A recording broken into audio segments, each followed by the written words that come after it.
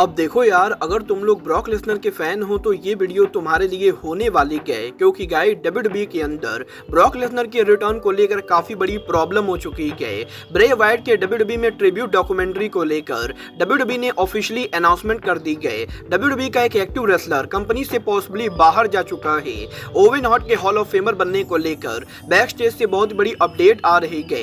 WWE के upcoming Monday night Raw के ऊपर रॉक का नाम कंफर्म हो चुका है। तो गाइस वहीं डब्ल्यूडब्ल्यूई के रेसलमेनिया के ऊपर सीएम पंक के अपीयरेंस को लेकर भी काफी बड़ी अपडेट आ रही है। तो गाइस चलिए बिना किसी देरी के शुरू करते हैं इस वीडियो को। और गाइस सबसे पहले बात करेंगे सीएम पंक की। पर अगर आप लोगों ने आज यहां पर डब्ल्यूडब्ल्यूई का मंडे नाइट रॉ देखा होगा तो गाइस आप लोगों ने देखा होगा आज यहां पर डब्ल्यूडब्ल्यूई के मंडे नाइट रॉ के ऊपर हमें यहां पर सीएम पंक का वीडियो पैकेज देखने को मिला, जिस वीडियो पैकेज के अंदर सीएम पंक बेसिकली जिम के अंदर उनकी ट्रेनिंग कर रहे थे।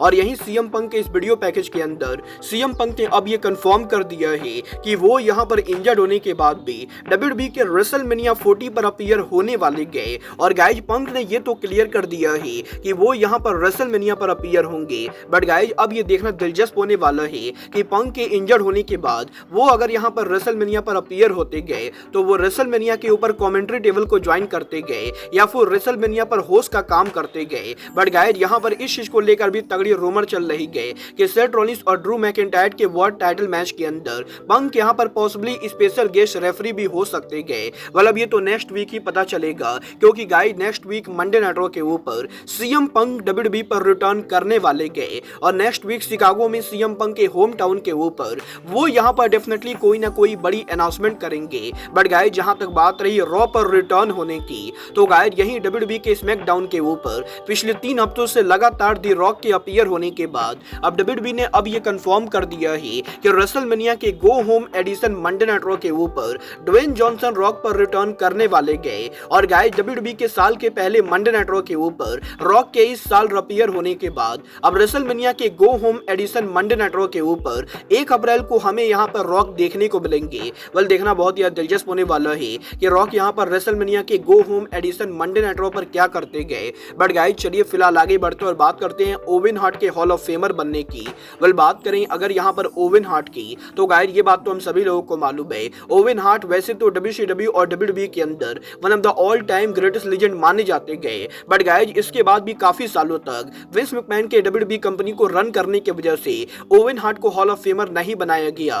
बट गाइस अब जबकि विंस भी कंपनी से बाहर जा चुके गए, तो गाइस इस चीज को लेकर अपडेट आ रही है कि पॉसिबली डब्ल्यूडब्ल्यूई अगले साल हॉल ऑफ फेम के अंदर ओवेन हार्ट को हॉल ऑफ फेमर बना सकती है। मतलब ये तो आने वाला टाइम बताएगा कि WWE next year Bray Wyatt और ओवेन हार्ट इन दोनों को हॉल ऑफ फेमर बनाती है या नहीं। बट गाइस जहां तक बात रही ब्रे वाइट की, तो गाइस ये बात तो मैं आपको ऑलरेडी बता चुका हूं।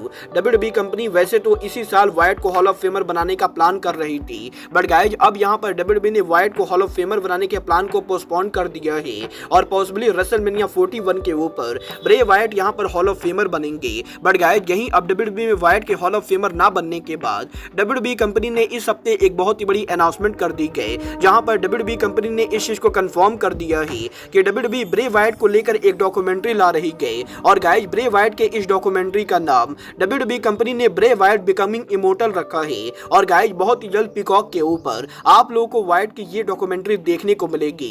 वेल देखना बहुत ही दिलचस्प होने वाला है कि वाइट की इस डॉक्यूमेंट्री के अंदर हमें क्या कुछ बड़ी चीजें देखने को मिलती है। बट गाइस चलिए फिलहाल आगे बढ़ते और बात करते हैं डब्ल्यूडब्ल्यूई के एक्टिव रेसलर की कंपनी से लीव करने की। वेल गाइस इस हफ्ते डब्ल्यूडब्ल्यूई के ऑफिशियल वेबसाइट के ऊपर डब्ल्यूडब्ल्यूई ने वुमेन डिवीजन की सुपरस्टार रकूल रॉड्रिगेज को यहां पर एक्टिव रेसलर्स के लिस्ट से हटा दिया है। और गाइस कुछ ही दिनों पहले डब्ल्यूडब्ल्यूई के ऑन स्क्रीन के ऊपर रकूल के एलिमिनेशन चैम्बर में कंपीट करने के बाद अब डब्ल्यूडब्ल्यूई के इस हफ्ते वेबसाइट के ऊपर एक्टिव रोस्टर से रकूल के नेम के हट जाने के बाद काफी सारे लोग इस चीज को लेकर कंसर्न है कि क्या यहां पर डब्ल्यूडब्ल्यूई ने रकूल को फायर कर दिया है या फिर रकूल के दोबारा इंजर्ड होने की वजह से डब्ल्यूडब्ल्यूई कंपनी एक्टिव रेसलर्स के अंदर रकूल को फीचर नहीं कर रही है। वेल गाइस अभी तक ये मामला सामने नहीं आया है कि डब्ल्यूडब्ल्यूई ने रकूल को यहां पर रोस्टर से क्यों हटाया है। बट गाइस डेफिनेटली आने वाले टाइम के अंदर हमें यहां पर ये पता चलने वाला है कि डब्ल्यूडब्ल्यूई ने रकूल को एक्टिव रेसलर्स के लिस्ट से क्यों हटाया है।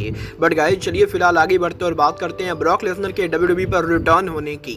वेल ये बात तो हम सभी लोगों को मालूम है। विंस मैकमैन के स्कैंडल में ब्रॉक लेसनर के नाम के सामने आने के बाद डब्ल्यूडब्ल्यूई ने ब्रॉक लेसनर को रिटर्न करने से मना कर दिया है। बट गाइस यही पिछले कुछ दिनों से ये रूमर चल चल रही गए कि WWE फाइनली अब यहाँ पर ब्रॉक को लाने को लेकर प्लानिंग कर रही गए। और गाइज यहाँ पर WWE के बैक स्टेज के ऊपर काफी सारे लोग ब्रॉक के रिटर्न को लेकर बातें कर रहे गए। बट गाइज यहीं अभी सप्ताह रेसलिंग ऑब्जर्वर की तरफ से ये अपडेट आ रही गई कि वैसे तो WWE के अंदर काफी सारे लोग ब्रॉक लेसनर को कंपनी पर वापस लाना चाहते गए, बट गाइज क्योंकि विंस मैकमैन का ये मामला अभी काफी ज्यादा गर्म है, तो गाइज इसलिए काफी सारे लोग ये भी बिलीव करते गए कि ब्रॉक यहाँ पर इस समय अगर कंपनी पर रिटर्न करते गए तो ये यहाँ पर कंपनी के लिए बिल्कुल बढ़िया नहीं होगा, क्योंकि गाइज करेंटली WWE कंपनी काफी ज्यादा हॉट चल रही गई। और गाइज WWE के हर से सोल्ड आउट होने के बाद करेंटली यहाँ पर फैंस यहाँ पर WWE के प्रोडक्ट को काफी ज्यादा पसंद कर रहे गए। और गाइज ऐसे टाइम में अगर यहाँ पर WWE के अंदर ब्रॉक लेसनर उनका रिटर्न करते गए और गाइज लोगों को रेसलर का रिटर्न ठीक नहीं लगता ही, तो ये यहाँ पर कंपनी के ऊपर काफी नेगेटिव इंपैक्ट डाल सकता है। और गाइज इसीलिए जब तक यहाँ पर विंस मैकमैन का ये पूरा मामला पूरी तरह से सेटल नहीं हो जाता है तब तक यहाँ पर पॉसिबली WWE को ब्रॉक को नहीं लाना चाहिए। मतलब ये तो आने वाला टाइम बताएगा कि WWE ब्रॉक को लाने का खतरा लेती है या नहीं। बट गाइज फिलहाल के लिए अब आज के इस वीडियो में बस इतना ही। मैं मिलता हूँ आपसे अपने अगले वीडियो में। बट गाइज तब तक के लिए good bye, good night and bang.